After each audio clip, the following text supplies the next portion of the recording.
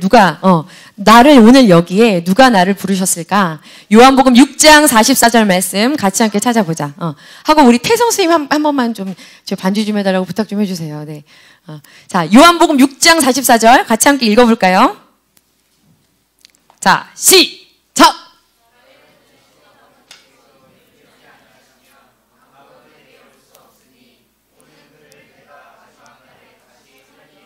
누가 아니면 내가 여기로 나올 수 없어요? 아버지가 누구예요? 하나님이시죠. 하나님이 아니면 아무도 예수님한테로 나올 수가 없대요. 네. 오늘 여기 민호가 어떻게 온 거야? 진호 누나랑 그냥 놀다가 온 게 아닌 거죠. 그죠, 민호야? 제가 마음의 작정? 그 누가 주신 건 줄 알아요, 여러분? 네. 하나님이 아니면 아무도 예수님께로 나올 수 없대요.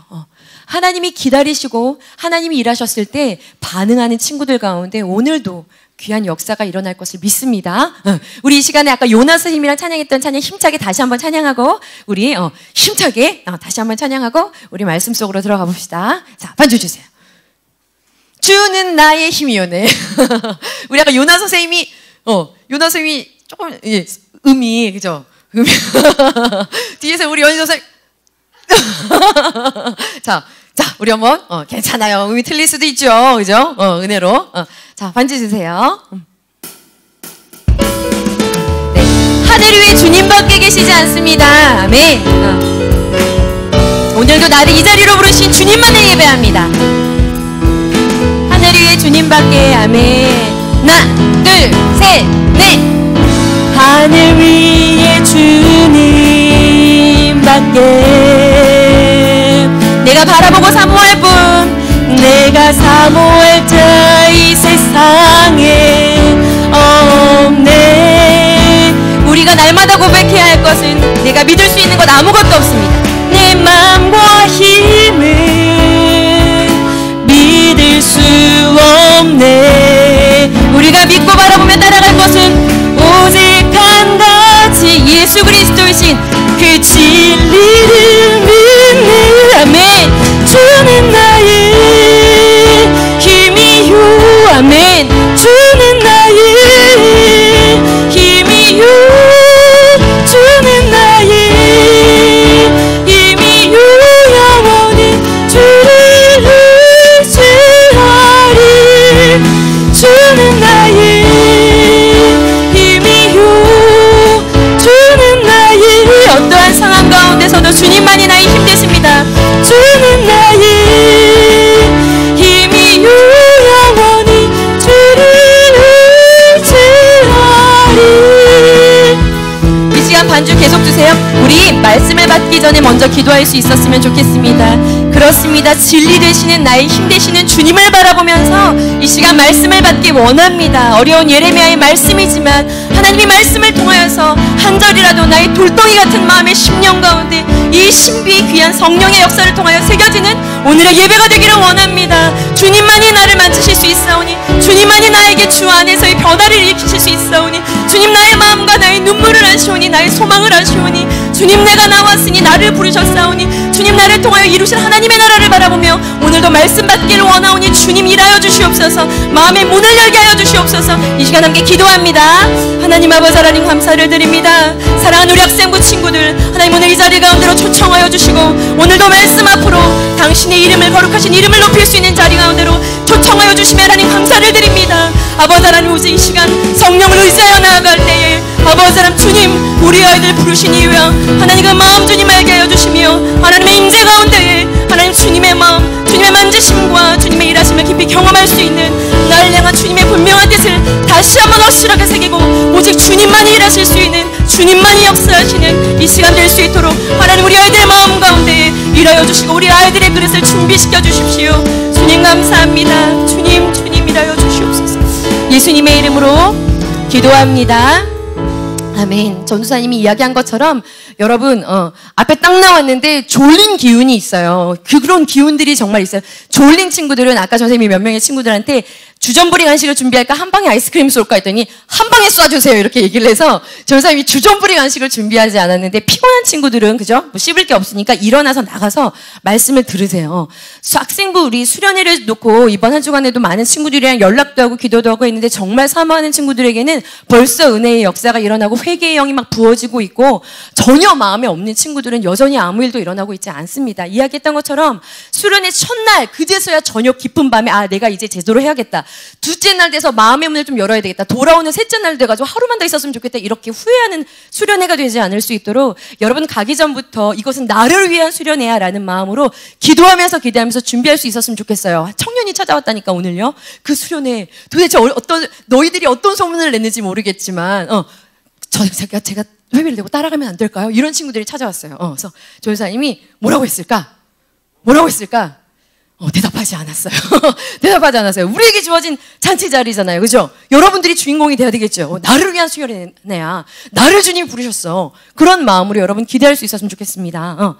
전사님 아이 둘째 아이가 되게 많이 아파요. 오늘도 병원 2군데를 갔다 왔습니다. 한방과 양방 다. 예.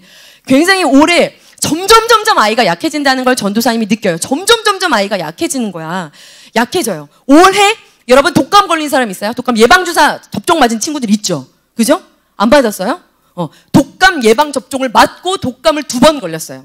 전도사님 아이가 지금 올해 들어와서 우리가 6개월이 지나가고 있잖아요. 6월달이잖아요. 그런데 올해 들어와서 독감 예방접종을 맞고 독감을 2번 걸렸어요. 그리고 1월달에 한 주간 동안 감기로 인해서 입원을 해 있었고, 이번에도 지지난주에 전선생님 병원에서 나와서 말씀 전하고 다시 병원으로 들어갔잖아요. 한 주간 동안 또 입원하고 있었어요. 감기로 시작된 기관지염, 모세 기관지염, 이번에는 천식 기관지염, 그리고 그렇게 아픈 중간중간에도 기관지염을 몇 번을 앓았어요.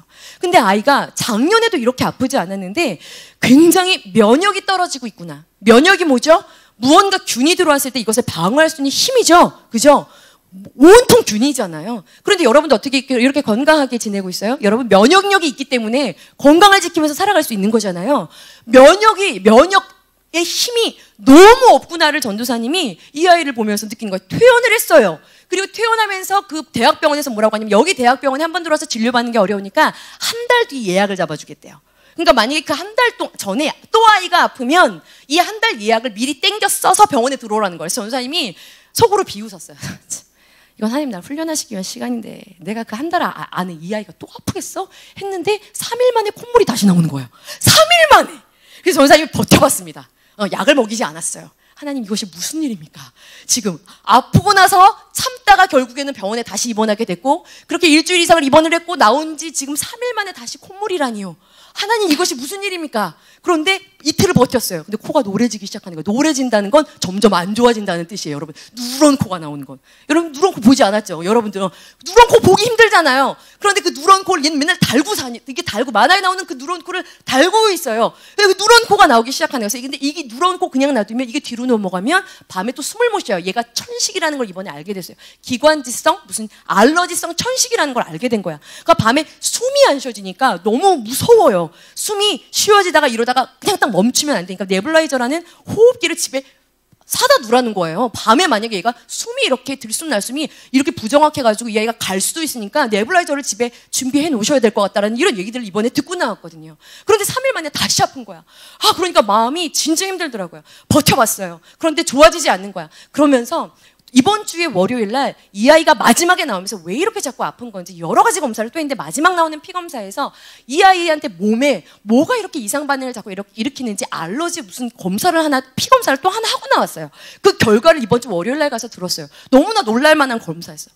80가지, 90가지의 우리 몸에 여러분들 몸에 일으키는 여러 가지 뭐 먼지든 동물 털이든 무슨 뭐 해산물이든 내 몸에 좋지 않은 어떤 그런 영향을 끼치는 그래서 그것들을 자꾸 내 안에 집어넣으면 좋지 않은 거야. 내 몸이 자꾸 안 좋아지는 거야. 그런 검사를 이 아이한테 했는데 검사 결과 그러면서 이분이 아이가 예전에 이런 검사를 한 적이 있어요? 아니요, 처음입니다. 아이 잘 못 먹는 음식 있어요? 아니요, 그냥 다 잘 안 먹어요. 다 잘 안 먹어요. 그런데 먹고 자꾸 억지로 먹이는 거지 다 잘 안 먹어요. 음식을 원래 좋아하지 않아요. 정말 비리비리 이러다 탁 쓰러질 것 같습니다. 네, 진짜. 그런데 그래서 안 그래도 먹지 않아서 걱정인데 네, 왜요? 그랬더니 이 아이한테 굉장히 높은 알러지 수치를 보이는 반응, 그런 검사에 그런 균이 나왔다는 거죠. 그래서 그게 뭔데요? 어떤 부분에서인데요? 일반 어른들도 그게 10 이상 별로 숫자가 올라가지 않는 건데 100만 높아도 이렇게 하는데 얘가 이게 수치가 300 이상이 나왔대요. 그러니까 이걸 먹으면 얘 안에서 일어나는 부작용적인 어떤 그런 부정 반응이 강하게 나타나는 그런 음식군이 있다는 거예요. 그래서 전사님이 아니 그런 게 있었어요? 그런 거 모르고 세상에 이거 많이 먹였으면 어떻게, 그게 뭔데요? 여러분, 난 듣고 정말 깜짝 놀랐습니다. 뭔 줄 알아요? 여러분, 완전식품 뭐랑 뭐가 있지? 완전식품 뭘 배웠어요? 계란과 우유. 계란하면 저기 계란 전공 김택수 선생님이잖아요. 계란과 우유, 완전식품. 완전식품이 뭐야? 그거 하나만 먹어도 산다는 거야. 영양 5가지의 영양소가 골고루 들어있기 때문에 그것만 먹어도 산다라고 하는 그 완전식품. 사람이 나이가 들어도 이 계란하고 우유는 꼭 먹어야 돼요. 그죠? 그런데 그 완전식품 계란하고 우유 알러지가 있다. 그런데 일반 사람보다 그 수치가 300 이상이 나왔기 때문에 절대 먹으면 안 된다는 거야. 그래서 저 사람 막 찾아봤어. 그래, 이 의사가 잘못 말한 걸 수도 있어. 그래도 조금이라도 먹으면서 면역력을 길러줘야 되지 않을까 하는데, 옛날에 전사님이 해산물 알러지가 있어서 그거 먹고 청년부 학생부 수련회 전날 그거 해산물 먹고 나서 얼굴이 풍선처럼 부풀어 올라서 입원을 한 적이 한 번 있어요. 갑자기 그게 생각나가지고 찾아보니까 절대 먹이면 안 된대. 안 그래도 안 먹는 아이인데 그나마 뭐 억지로 먹여서 우유를, 지난번에 한경진 선생님 왔다 갔는데 전도사님 우리 아이는요 하루에 우유를 1리터를 먹어요. 우유를 1리터, 아이가 이만해요. 그래서 아니 하루에 우유를 1리터를 먹으면 어떡해. 그래서 저도 소아 아기가 비만이 걸릴까 봐 그 우유양을 조절하느라 하루에 500ml 이상을 먹이지 않으려고 애를 쓰고 있어요. 근데 그때만 해도 사무엘은 먹여도 200을 넘지 못했거든요. 그래서 나는 그 한경진 선생님 만나고 난 뒤에 1리터 도전하리다. 1리터 하면서 얘한테 더 먹이고 계란 빨리 해줄 수 있는 게 계란이잖아. 계란국, 계란찜, 계란말이, 계란부침. 이건 한 끼 매일 나오는 거야. 끼마다 계란찜이 나와요. 저기 뒤에 증인이 있으셔. 왜? 그렇게 쉬운 반찬이, 그리고 완전식품이 이렇게 좋은 반찬이 어디 있어요? 그런데 이게 얘를 어떻게 서서히 죽여간 거죠. 왜? 자, 저 사람이 근데 그 얘기를 들으면서 어떤 생각이 들었냐면, 얘 이거 먹어도 괜찮아요? 괜찮았어요? 그러니까 먹였죠. 괜찮으니까 먹였죠. 괜찮아요.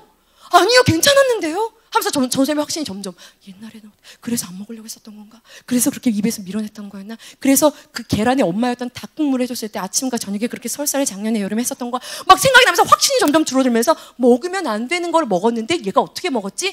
자, 몸이 어떻게 된 거예요? 좋지 않은 거에 적응을 해서 자꾸 주니까 내 몸에서는 300 이상 밀어내는데 자꾸 주니까 그걸 먹으면서 거기에 적응을 하는 거예요. 그런데 전체적으로 그 면역은 어떻게 되는 거예요? 떨어지고 있는 거예요. 애는 죽고 있는 거예요. 먹고 있어요. 마치 담배 같더라고요. 마치 마약 같아. 예. 핍니다. 하죠. 그런데 그 담배를 펴요. 나중에는 담배가 나를 펴요. 그죠? 그리고 그걸 막 빨아요. 없이는 못 살아요. 그런데 그게 점점 나를 어떻게 하죠? 갉아먹잖아요. 그죠? 여러분 한 주간 동안 뭘 먹었어요? 여러분들이 먹는 거 굉장히 중요합니다. 내가 한 주간 동안 뭘 봤어요? 내가 뭘 들었습니까? 나의 안에 뭘 집어넣었어요? 여러분 갈라디아서 6장 8절 말씀을 찾아보세요. 갈라디아서 6장 8절 말씀. 여러분 찾아봅시다. 갈라디아서 빨리 찾을 수 있는 사람은 찾고 제일 먼저 찾은 사람 손 들어보세요. 선물 있습니다. 갈라디아서 6장 8절. 네, 우리 사모님은 없습니다. 예정이 읽으세요. 와 대단한데 생각지 못했던 1등이야. 자 갈라디아서 6장 8절. 네.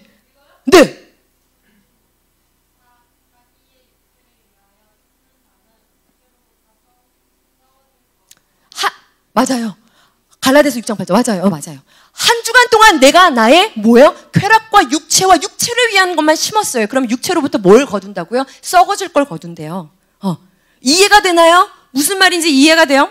로마서 8장 6절을 찾아보세요. 이번에 빨리 찾은 사람, 자, 이따가 빨리 찾은 사람, 손든 사람들 다 나한테 와. 자, 로마서 8장 6절 빨리 찾아보세요. 로마서 8장 6절. 자, 로마서 8장 6절입니다. 퀴즈! 읽으세요. 시작! 예, 육신의 생각을 했어요. 한 주간 동안. 그럼 여기 지금 꾸벅꾸벅 졸고 있을 거라니까요. 한 주간 동안 나한테 육신의 생각만 집어넣었어요. 그런 것만 들었어요. 그런 사람하고만 있었어요. 그런 사람하고만 나눴어요. 그런 것만 내 안에 집어넣었어요. 그런 것만 내 눈으로 봤어요. 그럼 여기서 졸고 있을 거예요. 내 영은 사망 직전일 거예요. 아사 직전이에요. 예? 육신을 위하여 한 주간 동안 열심히 심었습니다. 그러면 성경은 이야기합니다. 육신을 위하여 심는 자는 육신으로부터 썩어질 것을 한 주간 동안 열매로 거둘 거고, 영을 위하여 심었다면 그 아이는 또랑또랑하게 갈망하면서 사모하면서 이 자리에 앉아있을 거라고 얘기하고 있죠. 여러분, 깨진 유리창의 법칙이라는 법칙이 있어요. 나중에 인터넷 가서 찾아봐요. 깨진 유리창의 법칙. 미국에 있는 한 대학 교수님이 그런 실험을 했어요. 자동차 두 대, 똑같은 자동차 두 대를 본네트를 딱 열어놨어요. 그리고 길에다 세워놨어요. 똑같이. 그리고 일주일 동안 그냥 그대로 방치를 해놓았습니다. 그런데 이 두 차의 차이점이 뭐였냐면, 한 차는요, 유리창에다가 금을 거놨어요. 깨져 보이는 것처럼 깨진 유리창을 만들어 놓았어요. 자, 일주일 뒤에 이 두 차의 운명이 어떻게 되어 있었을까? 어떻게 되어 있었을 것 같아요? 한번 얘기를 해봐요. 생각 있으면 말을 해봐요. 자, 저들만 바라보지 말고 얘기를 합시다. 자, 어떤 일이 일어났을 것 같아, 민호야? 어떤 일이 일어났을 것 같아, 준수야? 실제로. 뭐가 깨졌어요? 실제로 금을 거놨다니까. 유리창에 살짝 금이 갔어요. 그치, 완전히 부셔졌을 것 같아요. 네. 왜요? 자, 본네트 차 두 대를 열어놨어요. 그런데 본네트 그냥 열려 있었던 차 한 대는 그냥 그대로 있었어요, 일주일 동안. 그런데 한 대 열어놓고 거기에 유리창에 금이 가 있었던 차는요, 지나가면서 사람들이 가만히 놔뒀을까? 안 놔뒀어요. 여러분, 고장난 차 안에서 놀아본 적 있어요? 난 기억이 있는데, 어렸을 때 놀이터에서 코피 흘리면서 놀았을 거 아니에요. 네, 막 차를 같이 친구들이랑 막 웃으면서, 그래서 그 기억이 확 되살아나더라고요. 그렇게 거칠었나, 전우와? 나는 취미가 우리 부모님이랑 별 보러 가는 건데, 우리 전사님은 부서진 자동차 위에서 밟으면서 놀았다고? 네, 그렇게 놀았어요. 그런데 지나가는 사람들 눈에 그 차가 어때 보인 거예요? 어때 보여? 주인도 없고 금도 가 있고 작은 유리창에 있는 그 금을 허용한 겁니다. 여러분, 깨진 유리창의 법칙을 여러분들의 영적인 생활의 법칙으로 적용해 보세요. 내 안에 어떤 작은 허물, 작은 어떤 그것을 허용하는 거야. 이거 한 번쯤만 봐도 괜찮아. 이거 한 번쯤만 펴도 괜찮아. 이거 한 번쯤만 마셔도 괜찮아. 이거 한 번쯤은 그 자리에 앉아도 괜찮아. 봐도 괜찮아. 한 번쯤만 빠져도 괜찮아. 그런데 어느 날 그것이 완전히 어느 날 갑자기 무너지는 게 아니에요. 그것을 허용했을 때 그것을 통해서 마구 들어오기 시작해요. 악한 영향력들이 마구 들어오기 시작합니다. 나의 의지와는 상관없이 끌려가기 시작합니다. 사단이 왜 왔다고요? 내가 온 것은 죽이고 도적질해서 결국에는 멸망시키기 위해서 왔어. 예수님은 내가 온 것은 너희로 생명을 얻게 하고 더 풍성한 것을 주기 위해 왔어. 네. 깨진 유리창의 법칙. 여러분들이 작은 것 하나를 허용하면 안 돼요. 내가 한 주간 동안 무엇을 먹었는가? 내가 무엇을 들었는가? 내가 무엇을 보았는가? 나는 무엇에 집중했는가를 한번 생각해 보세요. 그래서 나는 지금 제자리인가? 아니면 난 조금 더 가까이 바짝 다가가 있는가? 아니면 난 지금 무너지기 직전인가? 아니면 주님의 말씀 그 안에 어떠한 사모함으로 서 있는가? 여러분, 전도사님은 오늘날 여러분들이 살아가는 이 시대가 정말 다니엘의 시대와 같다고 생각합니다. 여러분, 다니엘이라는 인물에 대해서 한 번이라도 들어본 사람 있으면 손을 들어보세요. 다니엘, 은효 선생님의 아들 다니엘 말고요. 다니엘에 대해서 나는 한 번은 들어봤다. 그럼 자, 내리고. 한 번도 들어본 적이 없다. 손 들어보세요. 빨리 손 들어봐. 괜찮아, 동규야, 부끄럽잖아요. 웃지 말고. 이빨이 여기 걸릴 것 같아요. 자, 빨리 손 들으세요, 빨리. 그래야 전선생님이 상황을 파악해서 얼만큼 설명을 해줘야 되는지를 안단 말이죠. 우리 민호는 들어봤지? 다니엘이 어디 들어갔죠? 호랑이구나. 갑자기 전래동화로 바뀌는데 다니엘의 이야기가 호랑이굴. 사장가. 맞아요, 사자굴 맞아요. 네, 정확하게 알고 있네요. 자, 요 시대가 끝나면 어떤 시대가 오죠? 요거 지금 멸망한다 하는데 돌아오지 않아요. 어떤 시대가 시작되죠? 그래서 3번에 걸쳐서 지금 오늘도 읽었던 곳에서 북쪽에서 엄청나게 강한 녀석이 내려올 건데 그걸 누가 막겠어? 라고 말씀하고 있는 그 북쪽에 있는 나라, 무슨 나라냐면 바벨론이라는 나라가 있어요. 그 바벨론이라는 나라가 3번에 걸쳐서 얘네들을 다 데리고 가. 그 포로기 때 그 안에서 10대로 끌려간 친구가 다니엘이에요. 네? 여러분들처럼 10대에 이렇게 아름다운 10대 때 끌려갔던 그 포로된 그곳에서 70년 이상을 살았던 그 사람이 다니엘이에요. 왜? 다니엘이에요. 자, 3번 끌려갔는데 첫 번째 끌려갑니다. 첫 번째 어떤 사람을 끌고 가냐면 그 느부갓네살 왕이 어떤 사람을 끌고 가냐면 왕족과 귀족과 아름다워서 뭔가 쓸 수 있을 것 같은 사람들, 그런 귀족 출신의 사람들을 잡아가요. 자, 우리가 생각하면 포로 그러면 등장하는 게 뭐죠? 포로 그러면 그림에 등장하는 건 채찍이죠. 그죠? 그런데 다니엘이 있었던 곳은 여러분 다니엘서 펴보세요. 다니엘서 앞으로 가면 있어요. 뒤에 있어요. 뒤에 다니엘 1장 펴보자. 다니엘 1장. 다니엘 1장. 자, 다니엘 1장에 보면은 그 배경에 대한 설명이 쫙 다 나와요. 이게 묵시록, 그러니까 예언서라 어려워요. 중간이 되게 어려운데 그래도 1장, 2장 중간중간에 여러분들 되게 재미있는 이야기. 그래서 어렸을 때 많이 전사님들이 설교하는 이야기가 이 다니엘서인데, 전사님이 오늘 계속 기도할 때마다, 여러분들을 생각할 때마다 오늘 얘네들이 살아가고 있는 이 시대가 너무나 다니엘 시대와 같아 라는 생각이 너무 많이 들어요. 그래서 실은 이번에 학생부 수련회를 우리끼리 하면 전도사님이 이 본문을 내가 몇 명의 친구한테 이야기했죠. 이 다니엘서를 가지고 은혜를 나누고 싶었는데 이번에 수련회를 가는데 거기 본문이 다니엘이더라고요. 그래서 전도사님이 몇 명한테 또 이야기했죠. 너무나 놀라워. 주제가 정면 돌파야. 그런데 본문 말씀이 다니엘서더라고요. 여러분, 다니엘이 살았던 그 시대가 포로 시대 때입니다. 포로 시대 때에 끌려갔던 유다의 한 10대의 소년이었어요. 그런데 포로가 되어서 잡혀온 사람으로서 어떻게 이 다니엘이라는 사람이 왕이 3번이 바뀌고 그 바벨론이라는 나라보다 더 강한 나라가 일어나서 그 강한 나라가 힘을 잡았을 때도 여전히 신하의 자리에, 여전히 그 공간의 그 자리에 앉아서 다스리면서 그 왕, 그 포로의 그 사람들에게 존경을 받으며 하나님의 일을 일어날 수 있는 어떻게 놀라운 일들을 일으킨단 말이죠. 이 바벨론이라는 곳에서. 자, 그런데 이 바벨론은요, 우리가 일제시대 때 있었던 것처럼, 이 이스라엘 백성들이 애굽에서 포로 생활을 했었던 것처럼 채찍으로 이 사람들을 다스리지 않았어요. 보세요. 여기 1장을 보면 그 데리고 온 포로들한테 어떻게 했냐면 1장 4절에 보면 끝 밑에 보세요. 그들한테 가르쳤어요. 학문하고 언어를 가르쳤대요. 가르쳐줬대요. 얘들아, 무료로 가르쳐줬대. 무료로 과외를 해준다는 거예요. 자, 5절을 보세요. 줬대. 뭘 줬대요? 왕의 음식을 줬대요. 포로로 데리고 왔는데 왕의 음식을 먹였대요. 진미를 먹였대요. 그 다음 줄 보세요. 날마다 필요한 쓸 거를 줬대요. 누구한테? 포로한테요. 자, 4절하고 5절을 보면 이게 포로가 맞아요? 여러분, 이게 포로 생활, 우리가 생각하는 포로 생활이에요? 아니에요. 이걸 유화정책이라고 하죠. 필요한 모든 걸 줘요. 왕이 먹는 진미를 줘요. 그들에게 좋은 것들을 가르쳐요. 그러니까 눈을 뜨고 딱 일어나면 고통스러운 포로 생활이 아니야. 왜? 고통스러운, 여러분 눈 뜨고 딱 일어나면 내가 공중권세 잡은 그 자에 하나님의 나라를 위한 전투 한가운데 있는 하나님의 자녀로서 내가 죄인의 그 죄인들을 하나님의 주인을 바꿔놓는 그런 전투 가운데 내가 지금 살아가고 있다는 걸 눈을 뜨면서 오늘도 영적인 전투가 시작되었다 이러면서 눈 뜨는 친구들이 있어요? 여러분 있어요? 눈을 뜨고 딱 일어나면 내가 포로인데 생활이 어때요? 왕의 진리가 나한테 쏟아지고 좋은 학문과 언어와 가르침을 나한테 막 주고요. 왕 앞에 서게 하기 위해서 나를 막 바꿔주고요.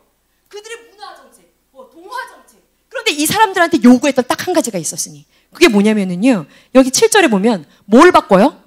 뭘 바꿔? 이름을 바꿔. 이름을 고쳐요. 이름을 개명해요. 이 개명하는 정책.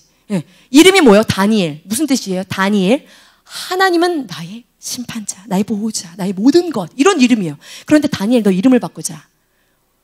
벨사살이라고 바꾸자. 벨사살이 뭐냐면 그 바벨론의 나라의 그 우상이 벨이에요. 벨.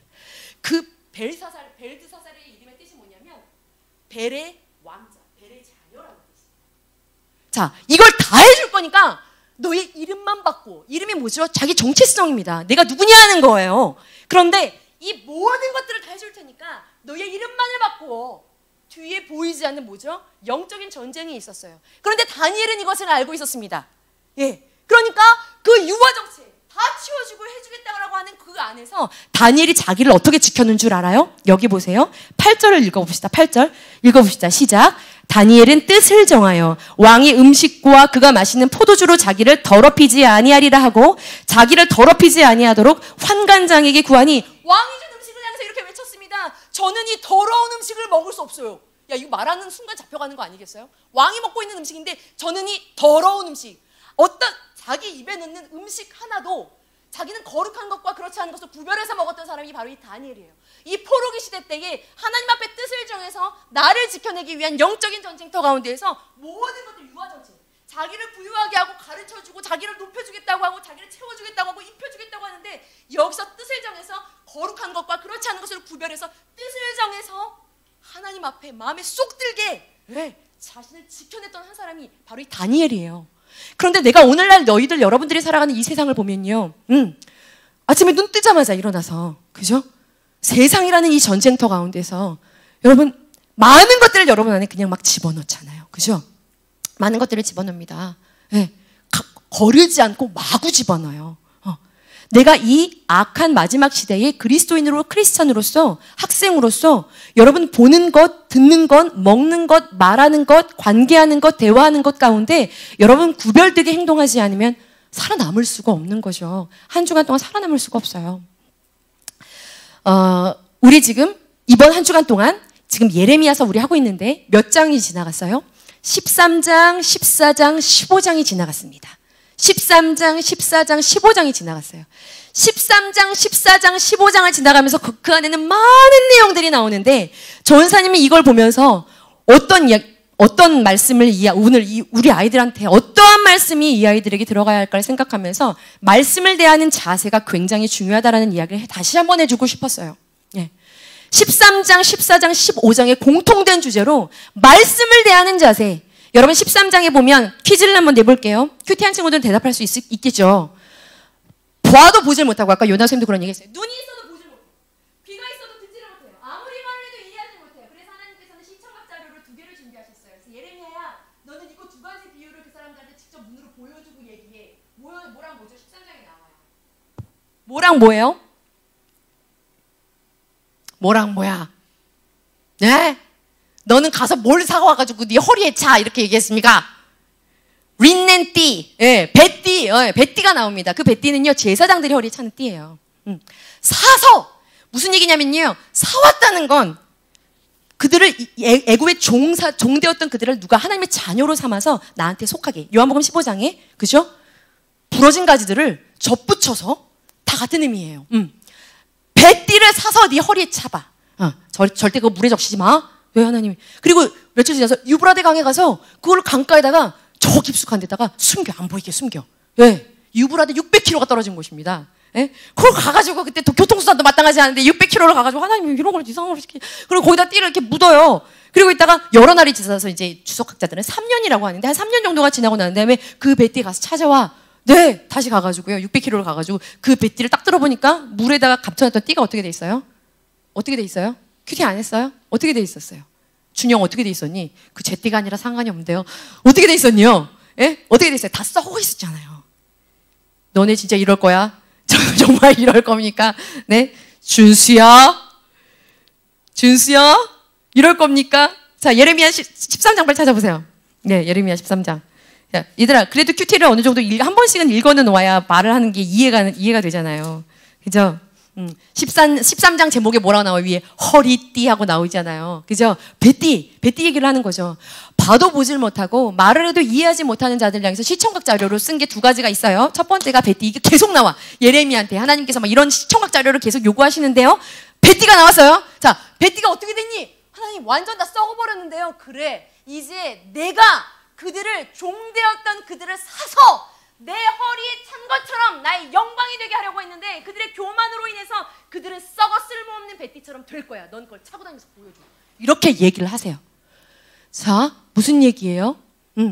그들이 왜 이렇게? 자, 여기 보면 10절 보세요. 13장 10절을 보면 왜 이렇게 하나님이 선택하시고 택하신 백성을 하나님께서 이렇게 쓸모없는 자가 되게 하신다는 거예요. 왜요? 10절에 보니까 이 악한 백성이 내 말 듣기를 거절하고 그 마음대로 완악한 대로 완고한 대로 악한 대로 단단한 대로 고집대로 행하며 다른 신들을 따라 그들을 섬기며 그들에게 절하니 이 띠가 쓸 수 없는 것처럼 그들도 쓸모없게 될 거야.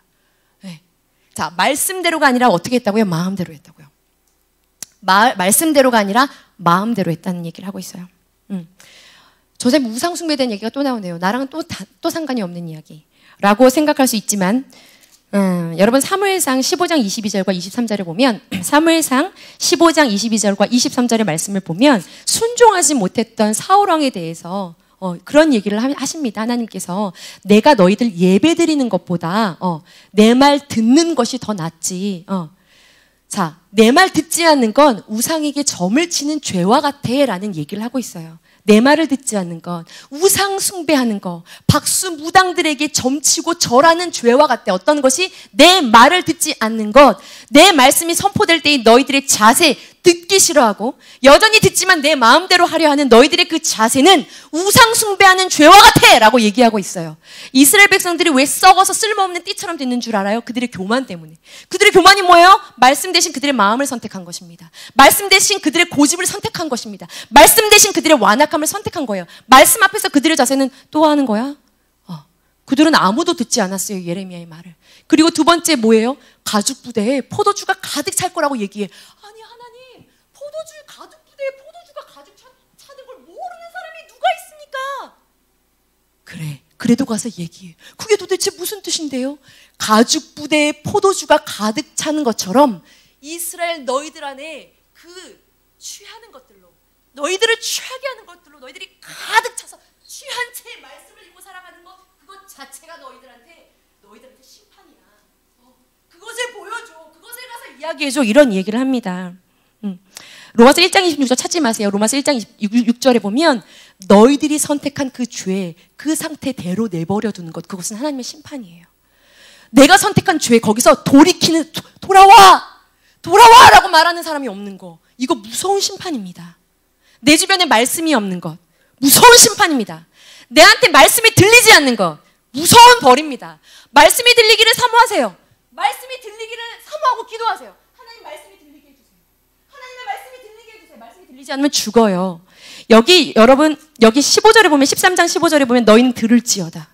귀를 기울일지어다. 교만하지 말지어다. 여러분 말씀이 들립니까? 듣고는 있죠. 그 말씀이 들려요? 진짜 하나님의 음성으로 정말 들려요? 저 선생님 말씀 전하다가 어떤 친구들이 요즘에 이렇게 말씀을 붙잡고 말씀을 듣는 친구가 있어요. 그래서 저 선생님 말씀을 전하다가 깜짝 놀래요.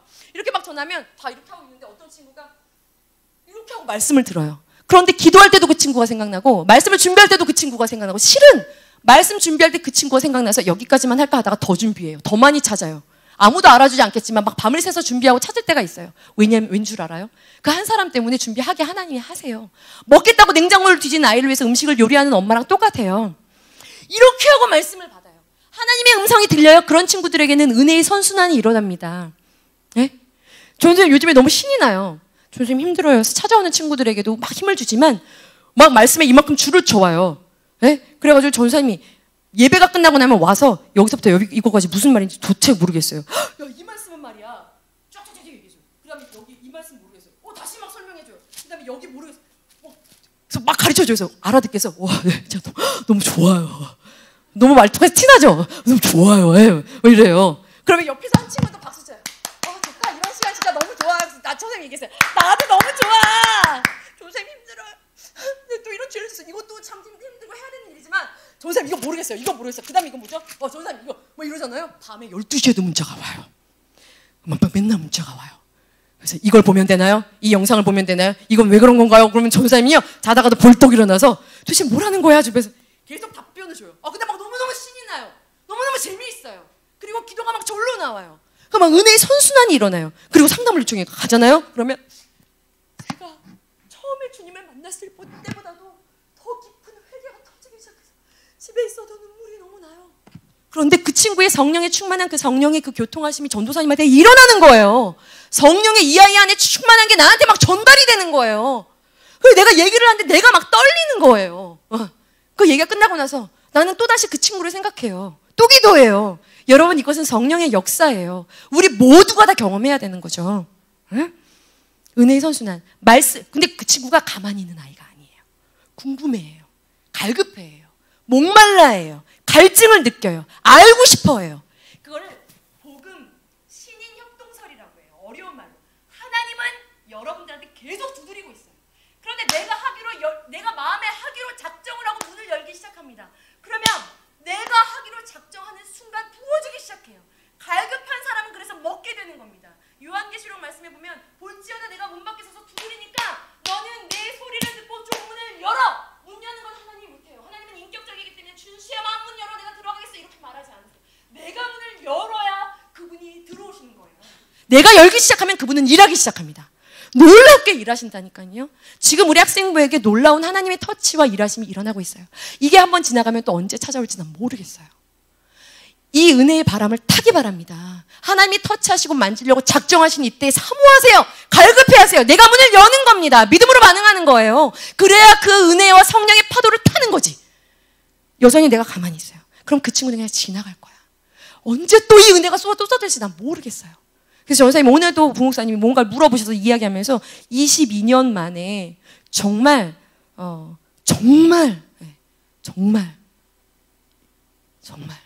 없었던 것 같아요. 이렇게 아이들이 이렇게 사모하고 간절하게 학생부 아이들이 했었던 때가, 그것도 한둘이 아니고 많은 아이들이 찾아오고 묻고 두드리고 알려고 하고. 그래서 전사님이 찾아오고 두드리는 친구들한테는 뭐라고 하죠? 내가 전도사님이 경험한 것들을, 왜 예수님도 니고데모가 밤에 찾아오셨을 때는 니고데모한테는 더 특별한 것을 알려주셨어요. 여기서 이야기하지 않은 특별한 것을 전사님이 전해줍니다. 내가 개인적으로 경험했기 때문에 참 여기서 다 고백하지 못하는 게 많아요. 전도사님도. 근데 그것들을, 비밀한 것들을 얘기해줘요.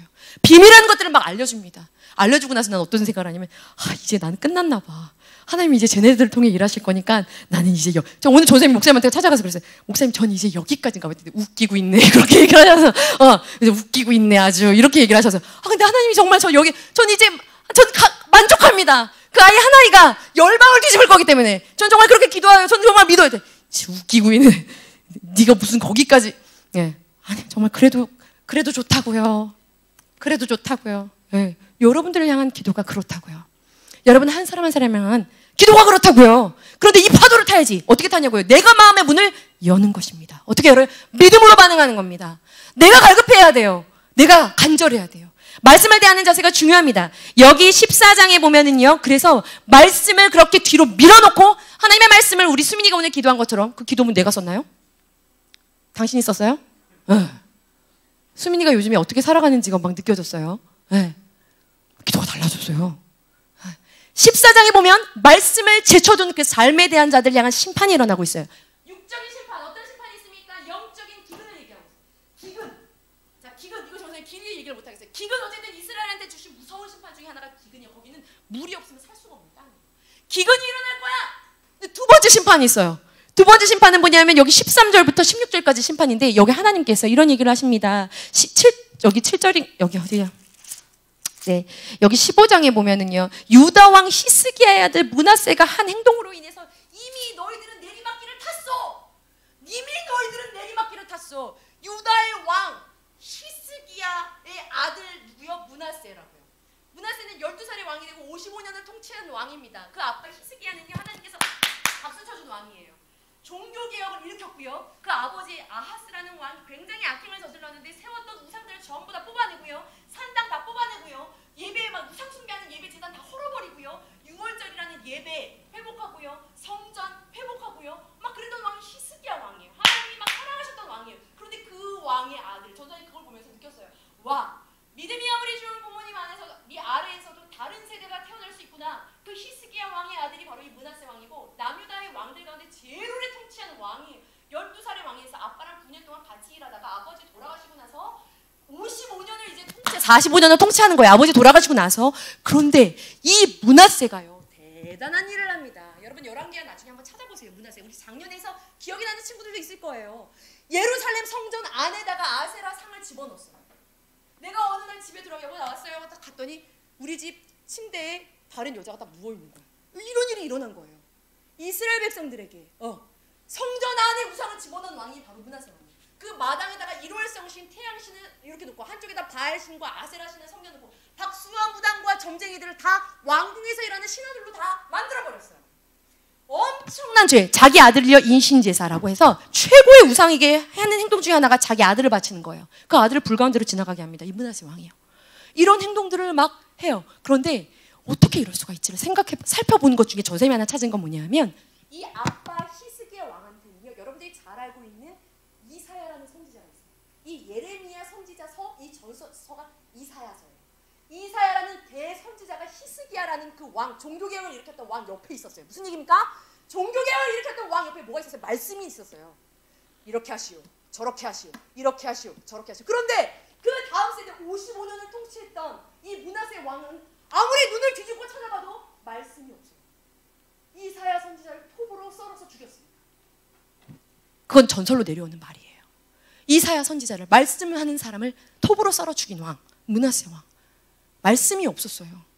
말씀을 그렇게 했어요. 여기서 이야기합니다. 수보정에서. 내가 히스기야의 아들 므낫세가 저지른 악행으로 말미암아 이미 너희들은 꺾였어. 돌이킬 수가 이제는 없어. 활 시위가 당겨졌어. 날아가는 활을 누가 잡습니까? 그렇게 심판은 정해져 있어를 이야기하고 있어요. 여러분, 말씀을 대하는 자세는 중요합니다. 네? 그런데 여기 15장에 너무나 기쁨을 주는 말씀이 있으니 마무리를 하면서 여기 15장 16절을 한번 읽어볼까요, 우리 친구들? 14장에 전사님이 얘기하려고 했었던 그 영적인 기근 한 이야기가 뭐냐면 13절부터 16절까지에 보니까 바른 말씀을 전해주는 사람이 아무도 없었대요. 네. 거짓 선지자. 하나님은 사랑이야. 네가 이렇게 하지만 언젠가 돌아오면 하나님께서는 항상 이렇게 해주실 거야. 괜찮아, 힘내. 지금 이렇게 어려운 고통을 당하고 있지만 아까 준영이가 우리 동교가 이렇게 묵발을 짓고 나타나가지고 그 얘기를 하니까 벌 받았어. 한마디 준영이가 탁 하더라고요. 벌 받았어. 저렇게 말해주는 친구가 있으면 되게 고마워야 된다. 근데 주먹이 올라가잖아요, 우리는. 그죠? 그런데 고마워야 된다. 저렇게 말 못하거든요. 근데 준영이가 되게 제리 같은 느낌이에요. 톰과 제리의 그런 제리 같은 그런 그런 느낌, 귀여운 제리 같은 느낌인데, 아까 그 말할 때 전사님이 못 듣는 척했지만, 벌이겠어? 그게 모르죠. 하나님이 하시는 이유는 벌도 있고. 또 그것을 통해서 하나님 결국에는 선을 이루시기 위한 거지만 전사님은 그 다리가 딱 다친 종교를 보고 와, 제가 이제 무도를 얼마나 많이 하는지 몰라요. 근데 제가 좀 앉아서 이제는 책을 좀 보겠구나라는 생각만 들었는데 뒤에서 벌 받았어. 이렇게 얘기를 하는 거예요. 그런데 그렇게 말을 해준 사람이 한 사람도 없었대요. 여기에. 그거를 영적인 기근이라고 해요. 거짓 선지자들만 드글드글거렸어요. 그건 정말 비참한 일입니다. 유다 백성들이 정말 심판이 이제 코앞에 있는데 야, 니들 회개라고 말하는 사람이 없었대요. 이건 영적인 기근을 이야기하는 거죠. 자, 마지막 15장의 한 절만 보고 전사님 말씀을 좀 마치려고 하는데 여기 그런데 15장은 어떤 내용들이 나오냐면 돌이킬 수 없는 심판에 대한 얘기가 나오면서요. 예레미야 선지자가 이제 주님, 저 진짜 너무 힘듭니다. 저는요, 제 입에 자꾸만 재앙의 말씀만 넣어주니까 제가 전하는 말씀을 아무도 들으려고 하지 않으니까 저 진짜 너무나 힘이 듭니다. 예레미야가 자신의 어떠한 상황을 눈물로 토로하는 그런 장면들이 나와요. 그런데 이렇게 힘든 선지자한테도 기쁨이 있었으니 그 기쁨이 뭐냐면 16절 말씀을 같이 함께 읽어볼게요. 15장 16절 시작. 만군의 하나님 여호와시여, 나는 주의 이름으로 일컬음을 받는 자라.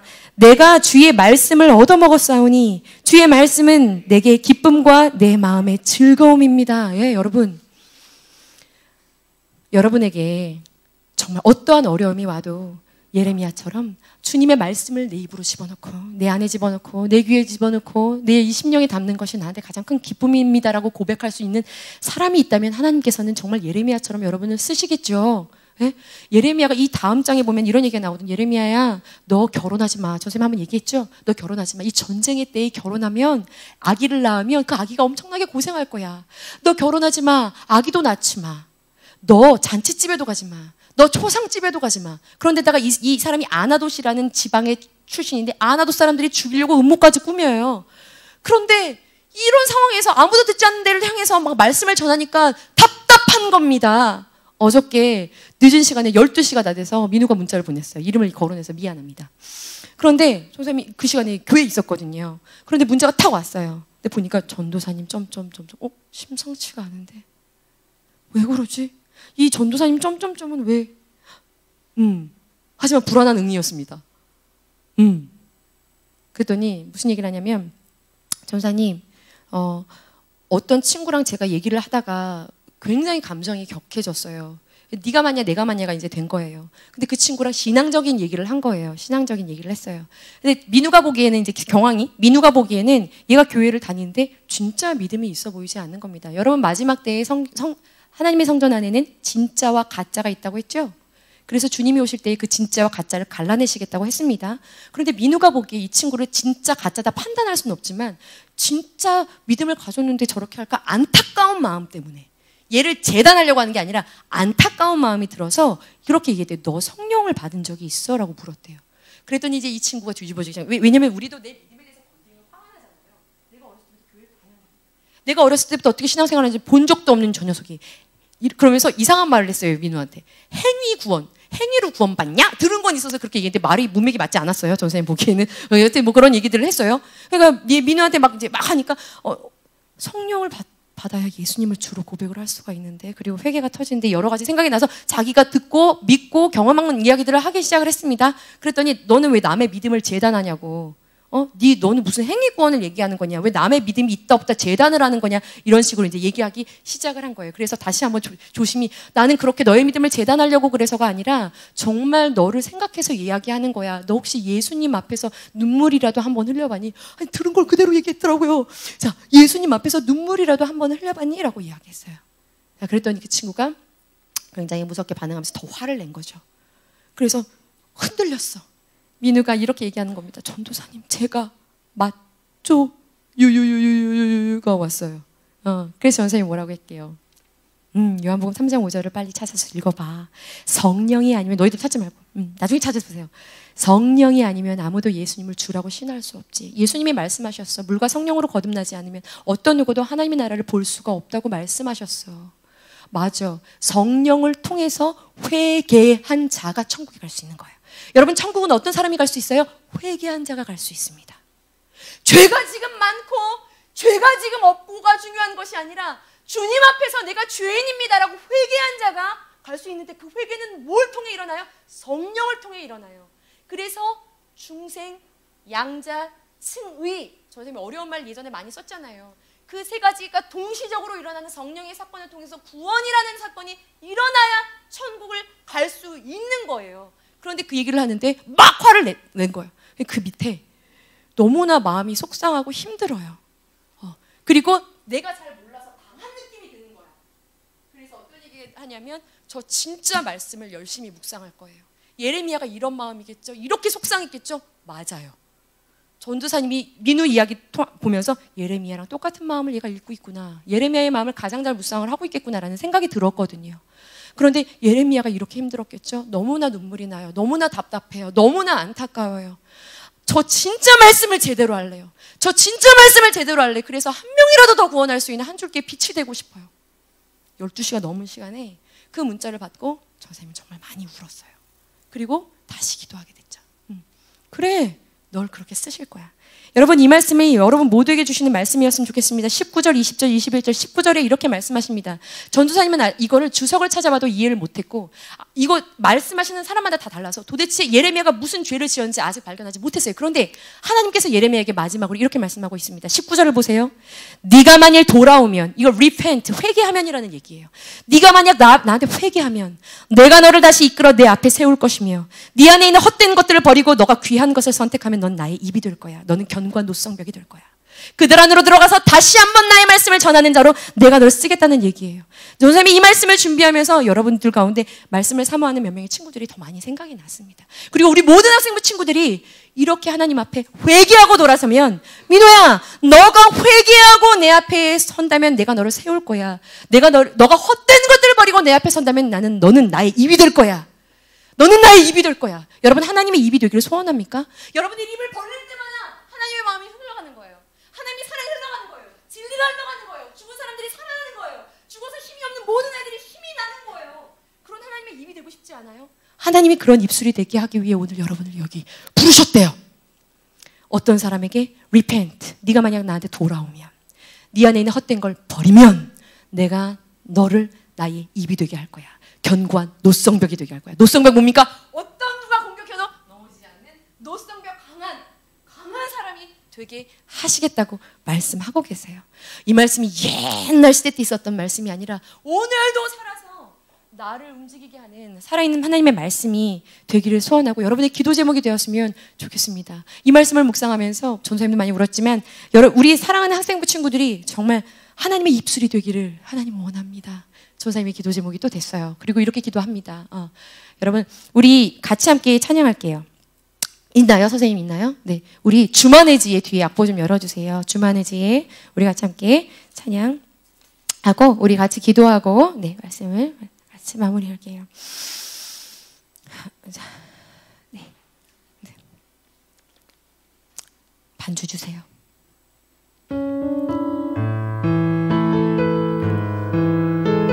어렵고 힘든 상황 속에서도 예레미야가 보았던 것은, 예레미야를 기쁘게 했던 건 하나님의 말씀이었어요. 하나님의 말씀이 들린다는 것이 너무나 가장 큰 기쁨이었고, 말씀을 전하기에 되게 비참하고 힘든 형편이라 날 왜 태어나게 하신 거예요? 라고도 여기 15장에서 막 이야기해요. 그런데 그 상황 가운데서도 예레미야는 하나님의 입술이 된다면 내가 어떠한 것이라도 하나님이 나를 그렇게 쓰신다면 내가 정말 당신만을 의지하면서 나가겠습니다. 그래서 하나님의 길을 가는 건 좁은 길을 가는 거고 얘들아 되게 외로워요 때로는요. 그래서 선생님이 저 눈물이 되게 귀하더라고요. 제대로 가고 있구나, 좁은 길을 가고 있구나, 천국 길을 가고 있구나. 하나님의 길을 가는 것은 많은 사람들이 너를 칭찬하면 너에게 화가 있을 거야 라고 예수님 말씀하셨거든요. 우리는 칭찬을 받으려고 하면 안 돼요. 바른 말을 할 수 있는 자들이 되어야 됩니다. 빛과 소금이 돼야 돼요. 하나님은 여러분들의 빛이라고 말씀하셨잖아요. 그러려면 강해져야 되는 거지. 할 말을 하려면 강해져야 되죠. 주님만을 의지해야 되죠. 우리 같이 함께 찬양합시다. 주만 의지해 선생님.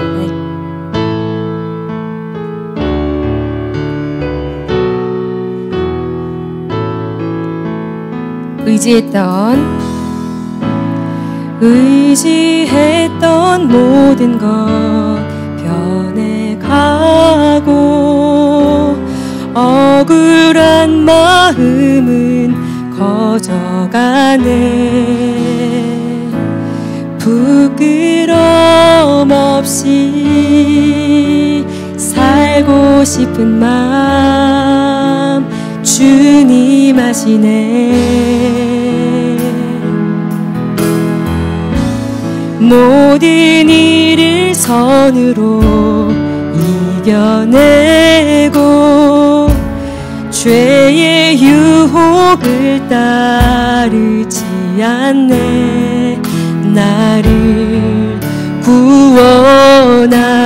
구원하신 영원한 그 사랑 그 신근에 여러분을 붙드십니다.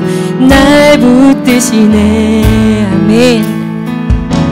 주어진 내 삶이 작게 먼 보여도 선하신 주 나를 이끄신 보내.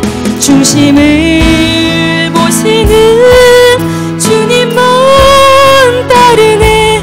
날 택하신 주만 의지해. 보이는 상황이 무너질지라도 예수는 여기 나를 붙드네. 보이지 않아도 주님만 따르네. 내 평생 주님을 노래하리라. 주어진 내 삶이 작게만 보여도 선하신 주 나를 이끄신 중심을 보시는 주님만 따르네. 날 택하신 주만 의지해. 보이는 상황이 무너질지라도 예수는 여기 나를 붙드네. 보이지 않아도 주님만 따르네. 내 평생 주님을 노래. 반주 계속 주세요. 이 시간 그렇습니다. 주님 예레미야에게 말씀하셨던 것처럼 주님 깨어진 작은 금이 무엇인지 주님 발견하게 되어지기를 원합니다. 주님 내 안에 헛된 것들, 주님이 기뻐하지 않으시는 그 모든 것들을 내가 회개하고 다시 한번 회개하고 더 깊이 회개하고 더 한 걸음 나아가 회개하여 주님이 원하시는 모습으로 서서 주님의 입술이 되어 이 악하고 어두운 세대와 세상 가운데 진리를 선언하고 진리를 선포하고 어떠한 상황 가운데서도 타협하지 아니하며 하나님 원하시는 그 거룩한 것들을 주님 내 안에 담으며 주님 그 진리를 선언하고 선포할 수 있는 작은 빛으로서 이 세상을 비추이는 주님의 도구가 되어지기를 원합니다. 주님 나를 부르셨고 택하셨으니 주님 그 자리에 내가 설 수 있도록 하나님 도와주시옵소서. 성령 하나님 일하여 주시옵소서. 이 시간 우리 주님의 이름을 한번 부르고 함께 기도하도록 하겠습니다. 기도합니다. 주여 주여 하나님 아버지 하나님 이 시간 동안 하나님 말씀을 드리며 주여 하나님 이스라엘 남유다의 백성 가운데 말씀하신 하나님의 음성 듣기 원합니다.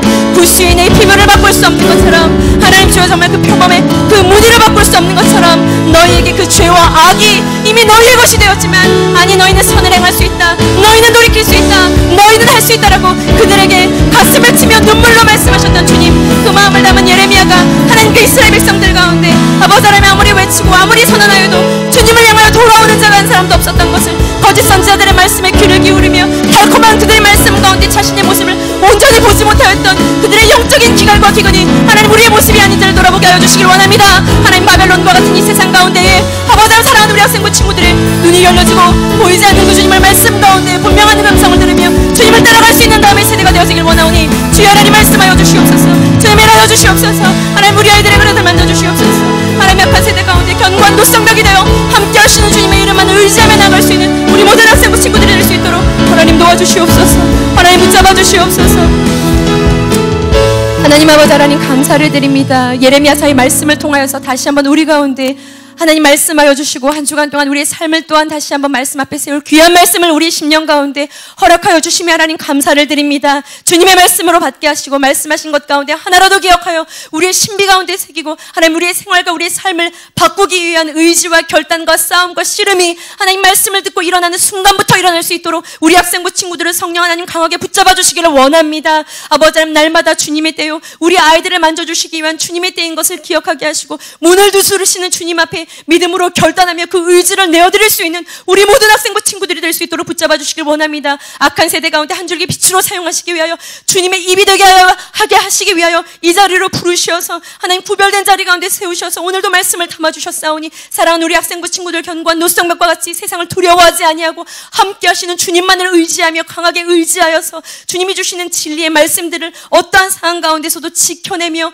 그것을 담으며 존귀히 여기며 그것들을 선포하고 선언할 수 있는 우리 귀한 학생부 친구들로 영향력 있는 삶을 살아갈 수 있는 작은 빛이 될 수 있도록 하나님 한 주간 동안도 삶 가운데 붙잡아 주시고 함께하여 주시옵소서. 오늘의 하나님 어떠한 상황인지 알 수 없지만 타협하여 오늘의 이 예배의 자리를 지키지 못한 친구들을 긍휼히 불쌍히 여겨주시고 하나님 그들의 마음과 상황 가운데 주님 찾아가 주시어서 눈물로 애통하며 말씀하시는 그 주님의 마음을 그들이 다시 한번 그들의 상황 가운데서 느끼고 생각하며 주님 기다리시는 그 예배의 자리 가운데로 다시 나와 아버지 하나님 온전히 구원받은 하나님의 자녀요 백성으로서 주님 앞에 부끄럼 없이 설 수 있는 우리 아이들이 될 수 있도록 그 아이들의 삶 가운데도 찾아가 주시기를 간절히 소원합니다. 하나님 얼마 남지 않은 수련회를 믿음으로 기도하며 준비할 수 있는 학생들이 되게 하시고 어떤 한 사람도 은혜의 비주류가 되지 않을 수 있도록 이 은혜가 나를 위하여 준비한 하나님이 아주 가장 좋은 것으로 준비한 것임을 믿음으로 기대하면서 하나님 그 하나님의 은혜의 때를 준비하며 나아갈 수 있는 우리 친구들이 될 수 있도록 믿음의 그릇이 준비되어진 한 주간이 될 수 있도록 붙잡아 주시옵소서. 감사드리며 예수님의 이름으로 기도합니다. 아멘. 여러분 광고하겠습니다. 우리가 6월